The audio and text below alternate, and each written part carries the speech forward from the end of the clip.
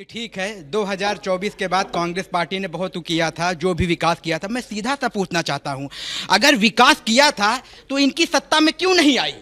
वो दो वोट से स्टार्ट किए थे, 2 लोकसभा में सीट थी जब अटल बिहारी वाजपेयी ने बोला था। आज जो है मोदी जी ने आज प्रधानमंत्री कैसे बन गए? ये राहुल गांधी जी को सोचना चाहिए, इनके कांग्रेस के प्रवक्ता को सोचना चाहिए। ये जनता का फीडबैक है सर।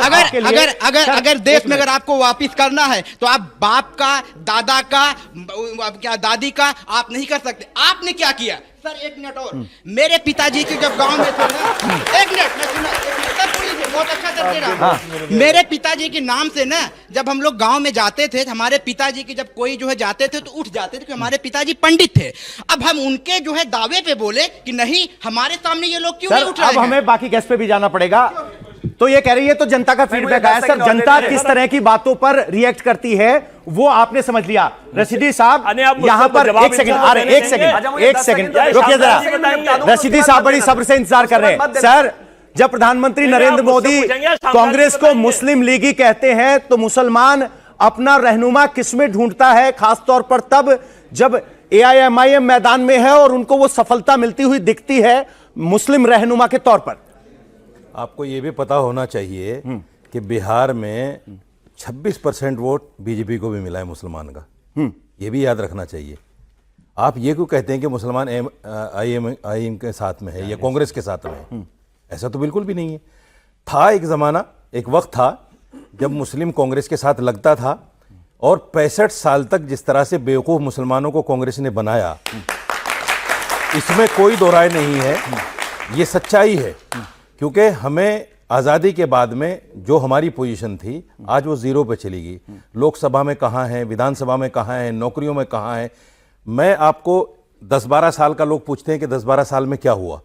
कांग्रेस के टाइम में ये होता था कि UPSC के एग्ज़ाम में एक बच्चा कहीं से कोई निकल गया हिंदुस्तान के किसी कोने से मुस्लिम। इस बार जो UPSC का चुनाव हुआ है 70 से 80 बच्चे निकले हैं।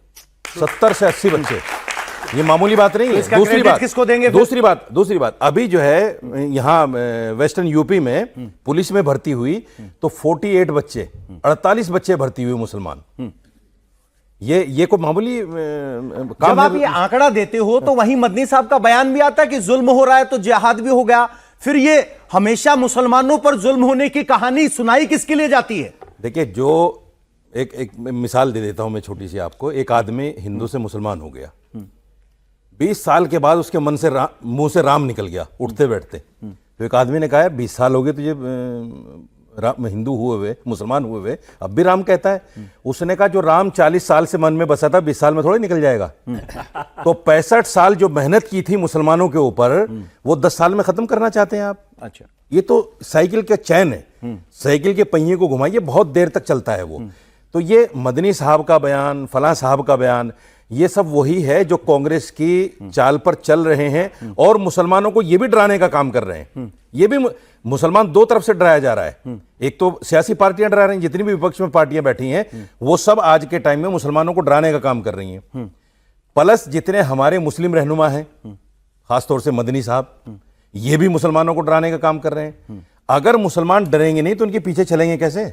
अच्छा, तो वो है ना सर। समाजवादी पार्टी के प्रवक्ता हमारे साथ भुवन भास्कर जोशी जी हैं। जोशी साहब, मौलाना साहब सीधे तौर पर कह रहे हैं कि मुसलमानों को डराने का पॉलिटिकल बिजनेस है अपनी रेलेवेंस के लिए। ऐसे में एक तरफ राहुल गांधी का जिक्र मोदी कर देते हैं, बाकी सब ओवैसी का कर देते हैं। समाजवादी पार्टी कैसे अपने एजेंडे को आगे बढ़ाएगी, खासतौर पर तब जब मुस्लिम वोटों की इस ग्रैबिंग में आप अपने आप को कहां पाते हैं? पवन जी, मुझे 3 लोगों का जवाब देना है। हाँ। भारतीय जनता पार्टी का जवाब देना है, उनका भी जवाब देना और आपका भी जवाब। थोड़ा समय दीजिएगा जी।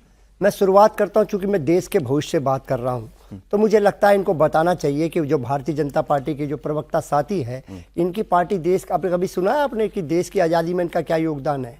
कोई इनके किसी भी आपने एमपी एमएलए या किसी भी इनके समर्थक का सुना है? ये लोग देश उस समय माफी मांग रहे थे अंग्रेजों से और माफी वीर बनकर पेंशन लेने का काम कर रहे थे। ये इनकी स्थिति थी और बार बार देश के युवाओं को भटकाने ये कहते हैं मैं कभी ये कहते हैं कि मैं कभी बीच में नहीं बोलता। और एक मैं आपको दावा के साथ कहना चाहता हूं पवन जी, मैंने किसी भी साथी के बीच में नहीं बोला, किसी के बीच में नहीं बोला। आप पूछिएगा, आप ये गलत विषय है पवन जी, ये बिल्कुल गलत विषय है पवन जी। मैंने बहुत धैर्य का परिचय दिया, उन्होंने बहुत धैर्य का परिचय दिया मैंने। बिल्कुल मैं आपको बताना चाहता हूँ, मैं आपको बताना चाहता हूँ ये भारतीय जनता पार्टी का इतिहास। आडवाणी जी कहां जाने का काम करते हैं? जिन्ना की मजार पर चले जाते हैं, जिन्होंने पाकिस्तान को अलग करने का काम करा, वहां पर श्रद्धा का काम करने का काम करा। भारत पाकिस्तान की बात ये लोग करेंगे, युवाओं को भटकाएंगे। मैं इनको बताना चाहता हूं कि यहां पर जो देश के माननीय प्रधानमंत्री जी हैं, उन्होंने क्या करा? बिरयानी खाने बिन बुलाए चले गए। ये देश ने देखने का काम करा, ये किशोर लोगों को भटकाने का काम करते हैं। और आज देश में SIR के माध्यम से जो BLO परिवारों में आत्महत्या हो रही है, देश में डर का माहौल है। हमारे परिवार के सदस्य उन पर बोलने का काम ये लोग नहीं करना चाह रहे। और मैं पूछना चाहता हूं, ये हमारे जो साथी ने कहने का काम करा, मैं आपको बताना चाहता हूं माननीय अखिलेश यादव जी के नेतृत्व में इनके अहंकार को तोड़ने का काम हमने करा। 404 सर एक बात बताइए, आई अंडरस्टैंड योर क्वेश्चन, मुझे जवाब भी ऐसा ही दो। नहीं जवाब मुझे 30 सेकंड एक तो धीरे धीरे बोलो, AQI अच्छा नहीं है, अभी इतना एक सांस में बोलो दिक्कत होती है। नहीं लय मत बिगाड़िए शिवम, शिवम लय मत बिगाड़िए, रुकिए बोलने दीजिए भाई, धीरे धीरे बोलो। भारतीय जनता पार्टी को सर्टिफिकेट हम बीच में नहीं बोलते, लेकिन बीच में बोलेंगे। देश देख रहा है आपको, हमने शांति से आपको सुनने का काम करा है। मैं आपको बताना चाहता हूं, आज आदरणीय देश के प्रतिष्ठित वकील कपिल सिब्बल साहब ने क्या कहने का काम करा है। कपिल सिब्बल साहब ने कहा है कि जब मुसलमानों को जरूरत होती है, कोर्ट में संरक्षण की जरूरत होती है, उनकी मदद की आवश्यकता है, तो क्या कहां का काम करने का काम करते हैं? ये बताइए, देश के जो मुस्लिम के रहनुमा बनने की कोशिश करते हैं, वो इसी साहब वो कहां दिखाई देते हैं? ये बताने का काम उन्होंने कहा। और रही बात समाजवादी पार्टी का स्टैंड, पवन जी आपने मुझसे पूछने का काम करा, निश्चित तौर पे PDA की ताकत ने इनको आधा करने का काम उत्तर प्रदेश में करा।